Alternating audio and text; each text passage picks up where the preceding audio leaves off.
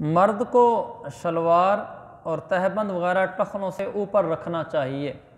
ये अल्लाह के नबी सल्लल्लाहु अलैहि वसल्लम की सुन्नत है। आप तो निस्फ पिंडली तक वैसे रखते थे, लेकिन टखने से नीचे आपने कभी नहीं की। आखिरी दर्जे की ये भी गुंजाइश है कि जो टखना है ना, वो टखना ना नज़र आए, टखना ना छुपे। ये है ना टखना। अगर किसी की शलवार यहाँ तक भी आ गई, अब आधा टखना नज़र आ रहा है और आधा छुपा हुआ है, तो भी इजाज़त है, क्योंकि असल में मसला ये है कि टखने से नीचे ना आए।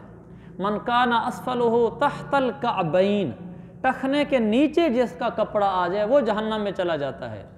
बेहतर तो यही है कि टखने से ऊपर हो, लेकिन अगर कोई इतनी हिम्मत नहीं कर सकता तो आखिरी दर्जे की ये है कि टखने के दरमियान तक कर ले। टखना कम अज़ कम पूरा छुपा हुआ ना हो। अगर इतना भी कर लेगा तो जहन्नम से बच जाएगा, इतना भी कर लेगा तो ये शरीयत की एक आसानी वाली चीज़ है।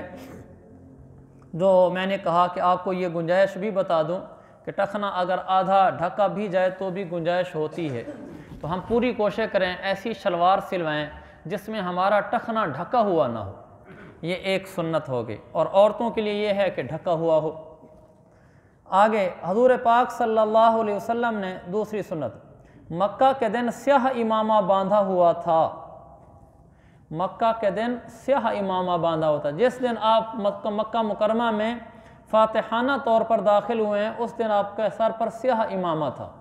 इसमें उलमा ने लिखा है कि अल्लाह के नबी की अमूमी सुन्नत सफ़ेद इमामे की थी, लेकिन जब आप सफ़र पे जाते थे, वो सफ़र चूँकि गर्द व गुबार के ज़माने के थे, घोड़े और ऊँट पर बैठने से मिट्टी उड़ा करती थी, तो अल्लाह के नबी सफ़र में जाकर इमामा स्याह बांधते थे और जुल्फ़ें मुबारक आपकी यहाँ तक आ जाती थीं। रूटीन में आपकी जुल्फ़ें यहाँ तक नहीं थीं, रूटीन में आपकी जुल्फ़ें इससे ऊपर होती थीं, लेकिन सफ़र में यहाँ तक आ जाती थी, इसलिए कि सफ़र में बाल कटाने का मौका नहीं मिलता था, लंबे सफ़र होते थे और सफ़र में इमामा भी स्याह बांधते थे।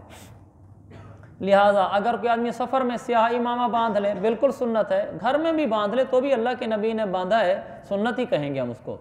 और जुल्फ़ें रखने का तो हमारे यहाँ रिवाज ही नहीं रहा, इसको भी तरवीज देनी चाहिए। लेकिन खैर ये वो सुन्नत है कि अगर कोई अमल कर ले तो सवाब है, ना करे तो उसके बारे में ये नहीं कहा जाएगा इसकी ज़िंदगी खिलाफ सुन्नत है। इसलिए कि सुन्नतों की किस्में हैं, ये सुनन आदिया में से है, जिस पर अमल न करने वाला खिलाफ सुन्नत ज़िंदगी चलने वाला नहीं कहलाता।